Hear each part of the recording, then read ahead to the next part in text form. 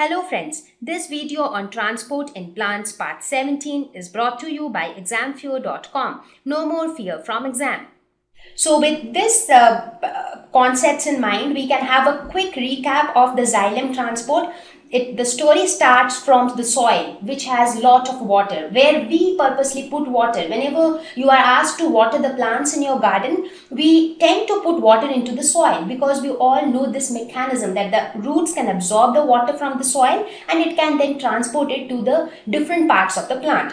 So it starts from soil. From soil, the water is absorbed by the root hairs. Root hairs are very thin-walled. They are hair-like structures.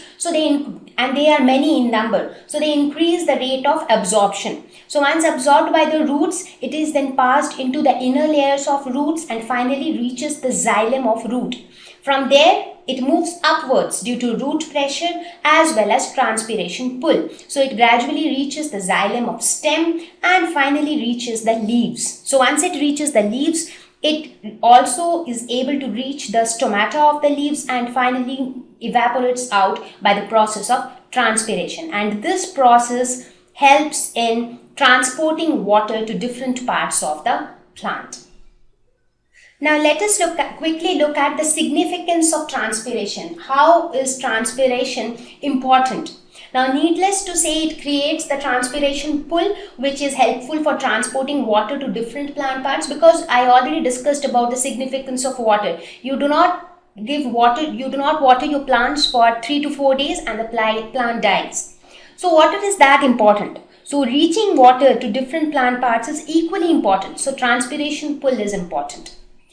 It also transports dissolved minerals. Like when water is transported to different parts of the body, it also carries many dissolved nutrients and minerals with it. For example, how blood flows throughout our body. So within the blood, through the blood, many dissolved nutrients or waste materials, they get transported to the required sites inside our body. So similarly, through water also, many other dissolved substances can be transported.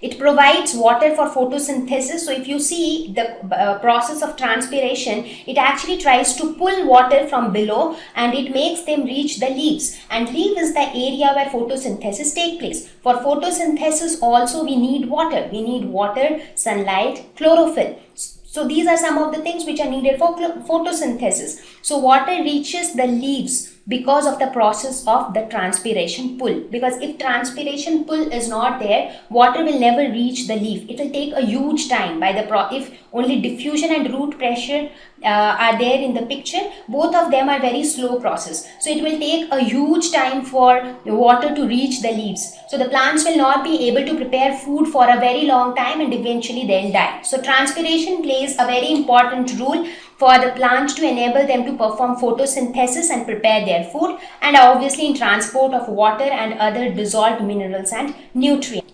So now we saw that how water is transported by xylem. So it is not only water which is present in the soil and which needs to be transported upwards to different parts of the plant. Minerals are also one thing which are present in soil and needs to be absorbed by the roots. So how are the minerals transported? Now, uptake of minerals from soil into roots and then into xylem by active or passive transport. So now what happens basically is, when we talk about minerals, whether we are talking about nitrogen, phosphorus or sulfur, minerals are present as ions in the soil. So they are present in the form of ions in the soil. So ions are charged particles. So they are hydrophilic in nature. So they cannot move across the concentration gradient by itself. So they need either facilitated diffusion, or if their concentration is less in the soil, then they might need active transport. So that ways they need to be taken up by the roots, right? Because they cannot directly pass through the membrane. Now, if the concentration of minerals is high in the root than in the soil, because roots already keep absorbing minerals. So roots already are very rich in minerals, but still they don't want to lose those minerals. So that is why the minerals are taken up by active transport.